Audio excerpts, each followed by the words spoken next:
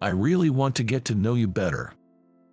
When a young woman I had just met earnestly pressed me, I was taken aback. But this encounter with her might have been a turning point in my life. Ever since meeting her, I felt as though I had returned to my younger days, spending enjoyable moments. It was a time I had longed for over and over again in my mind. But before I get into that story, let me first tell you about how we met. My name is John. I'm a workaholic and have been divorced for 15 years. It's not that I enjoy living a workaholic life. But without close friends or family, I kept working to forget the loneliness, and before I knew it, my life had become nothing but work. While having a beer alone in my room after work, I caught sight of a family photo displayed in the room. In the photo, me, 15 years younger, along with my ex-wife and our then 5-year-old daughter, all smiling. My ex-wife, Lisa, was 5 years younger than me. We met at a mixer I was invited to by a friend. Her attentiveness, careful listening, youthful laughter, and beautiful voice were all exactly my type. It was practically love at first sight. Somehow, I managed to get her contact information and we started dating. When she accepted my confession, I was so happy, feeling like I was the luckiest man in the world. Then, about a year into our relationship, Lisa told me she was pregnant. Of course, we were both careful about contraception, but it's not 100%, and my joy at having a child with the woman I loved outweighed my worries. However, her reaction worried me. I was 25 and already working, while she was just 20. Though she was of age, she was still a student. Of course, I wanted her to have the baby, but her life was important too, so I told her I wanted to prioritize her feelings.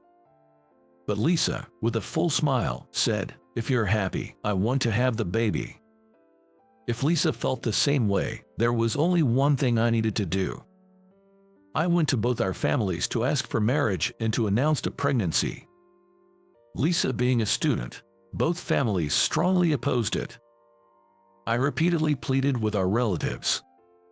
Lisa said, "You don't need to prostrate yourself. If they oppose, I'm prepared to cut ties with my family," but that was the last thing I wanted. I understood her parents' concerns for their still studying daughter all too well. The idea of Lisa severing ties with her family over the pregnancy broke my heart. I wanted our precious child to be born with everyone's blessings. After much discussion and time, when we finally received permission to marry, both Lisa and I had tears in our eyes. From then on, I threw myself into my work. I was determined not to let down the family I had gained, aiming to provide for Lisa and our child.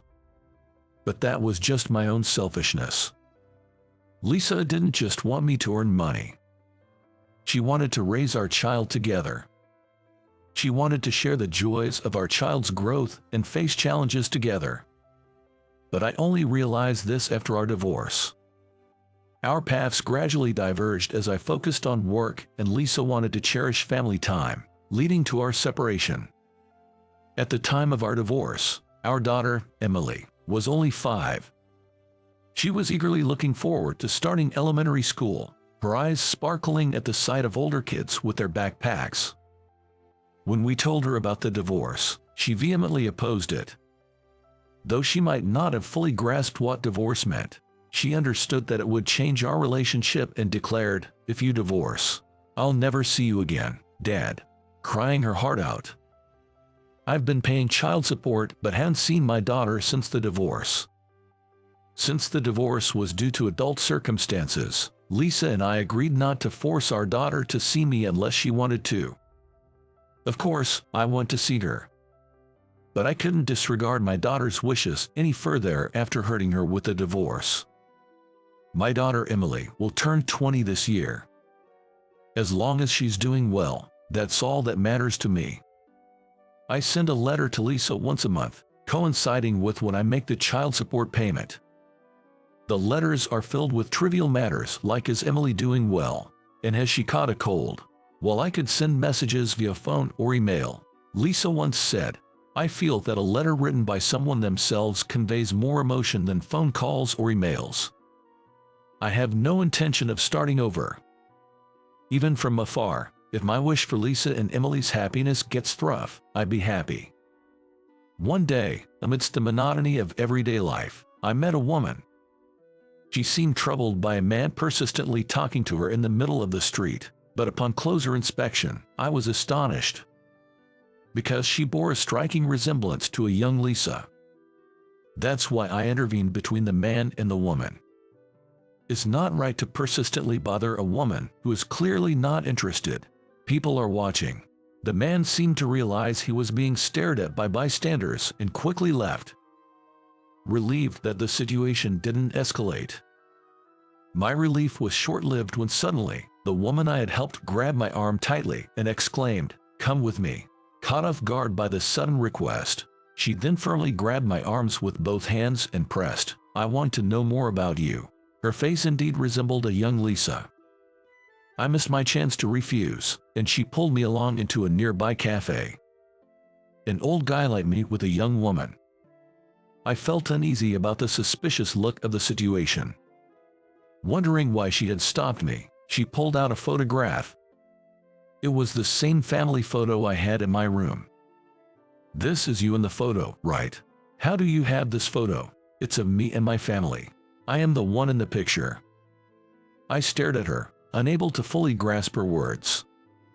Then she looked back into my eyes and said, "The child in this photo, that's me. You're my father, right?" I was shocked, but it made sense. That's why she looked so much like Lisa. Such a coincidence, I thought, but then Emily, no longer just a woman, slammed the table and said with the loudest voice I had heard all day, "I want you to persuade Mom." And just when I was surprised to meet my daughter, Emily dropped an even bigger bombshell. "I'm pregnant, by the way. Not married yet, but planning to." Emily is currently 20 years old. She said she would have graduated by the time of the birth, but she's still a student now. Her partner is a freelancer. They both want to have and raise the child, but Lisa hasn't given her blessing. Mom says, "You should graduate from school and work as a member of society first. You can have and raise children after that. You've never worked and are still a child, right? Do you think you can raise a child, even though I'm already an adult?" Emily explained. It was all too similar to when Lisa and I decided to marry. Despite facing so much opposition, our marriage only lasted 5 years, and after that, Lisa was left to raise our child alone. It must have been incredibly tough. Having married young and known the difficulties of raising a child, perhaps she couldn't easily agree to it. "I was wondering how to persuade her when I met you," Emily said. "But I've been divorced for 15 years now and wasn't able to help with raising you. I have no right to say anything," I replied. "That's exactly why you should listen to me. Your daughter's request now. Persuade Mom," Emily insisted. I couldn't come up with a response and ended up being dragged to Lisa and Emily's home. The name on the door plate hadn't changed. Even though Lisa and I had no relationship anymore, I felt relieved to know she hadn't remarried. Seeing Lisa after so long, she had aged gracefully. Then, seeing me, her eyes widened in surprise. "Why are you two together? Have you been in touch?" Feeling awkward, I looked down and said, "We just happened to meet." I didn't recognize her, but Emily approached me. "I was surprised to run into you too. I had only ever seen you in photos, so it was a shock to see you there. But I thought this could be a chance to talk to Mom." "What's going to change by me talking to her?" Emily seemed a bit angry at Lisa's words. "After all, you two overcame everyone's objections to get married when you were 20, right? Just like me now. Why are you only opposing me when you both got married and had a child?" Lisa sighed deeply. "It's not about me. I'm opposing because I think you're still a child, and raising a child would be impossible for you. Whether you bring him or your father here, my mind won't change." Hearing Lisa's dismissive tone, Emily stormed out of the house. An awkward silence lingered between Lisa and me. I could understand both of their points of view. but I felt there was more to Lisa's objections. Lisa touching her arm while talking was a habit she had when she wanted to say something but was holding back or swallowing her words. "You haven't changed," I said. Lisa gave a small laugh. "That's a lie. I've changed. It's been 15 years. I've gotten older." "Not at all. You haven't changed. Neither your appearance nor your habits." "Habits." I explained about her habit of touching her arm to a puzzled Lisa. She seemed completely unaware of it herself. "Is there another reason?" I asked. "You can still tell, even after 15 years, she admitted. "That makes sense. After all, we were truly married, even if it was for a short time. It's not just because she's young that I'm opposing. Even after getting married and becoming a single parent, I had support from my family.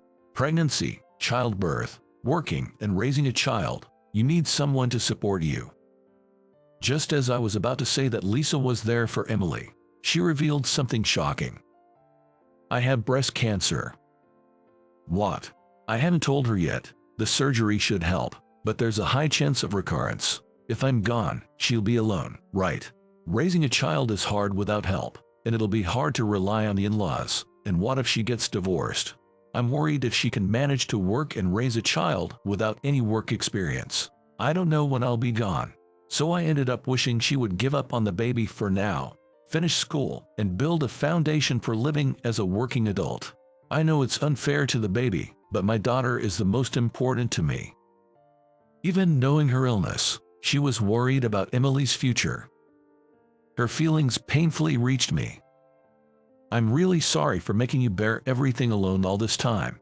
No, you've always thought about us, continued to pay child support. You tried to be there for us. Aren't all these letters proof? But I was stubborn, wanting to raise our daughter on my own. I didn't reply, I'm sorry." Saying that, Lisa brought out a stack of stationery from the back room. They were the letters I had sent to Lisa.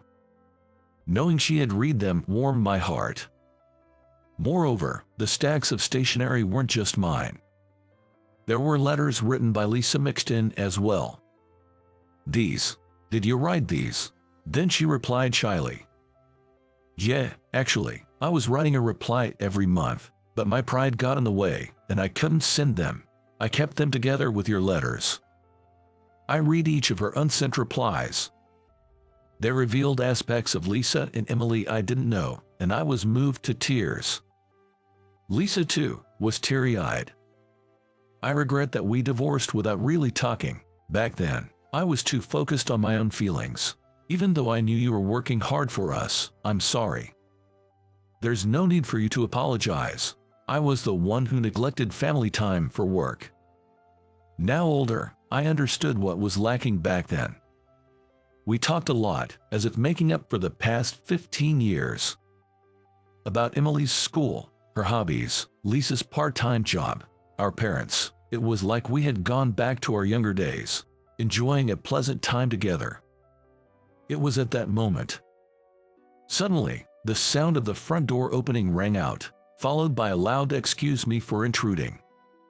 A young man walked into the living room, with Emily following behind him. "Nice to meet you. I'm Alex. I'm here today to ask for your blessing to marry Emily. Please allow me to marry her." And then, he suddenly knelt down. Emily, standing behind him, murmured in a soft voice, "I even said I'd elope." Alex continued from where he left official. While still kneeling, Alex raised his voice. "I absolutely don't want to let that happen. I love Emily. I want to give the woman I love a marriage that is blessed by her family. I couldn't hold it in anymore." Lisa seemed to feel the same way, and both of us burst out laughing simultaneously. "Ha ha ha. Come on, you shouldn't laugh so much. Ha ha." Emily and Alex were dumbfounded, not understanding why Lisa and I were laughing. Lisa and I were reminded of the same thing. The time when I proposed to Lisa and knelt down just like Alex. "Hey, Lisa, surely, two people in love will marry no matter what others say. If so, let's support them in building a happy home. I want to be there for my daughter. This time, I want to support her together with you." Indeed, that might be true. We divorced, but because of that marriage, we have Emily. I don't regret getting married at all. Take good care of her, Alex." While saying this, Lisa was touching her arm. Since she had been opposed to it, she couldn't immediately agree to the marriage. Still, I believe she wanted to support us, listening to the words of me, Emily, and Alex, and suppressing her desire to object. Despite her reservations, she decided to support us for Emily's happiness. Later, when Lisa revealed her illness, Emily shed big tears. Even if it's said to be curable, the uncertainty must be scary. But Lisa looked composed. "Mom, why are you so calm? Aren't you scared of your illness?" "I'm not scared now. It's all right. You don't need to worry about anything. Just focus on preparing for childbirth. You have Alex, and I have people to support me." Saying that, Lisa looked at me, and I nodded firmly. I had decided to support Lisa and our daughter, making up for the time we were apart. Over a year has passed since then, and my daughter and her husband are living happily with their child. Lisa's surgery was successful, and she's in good health.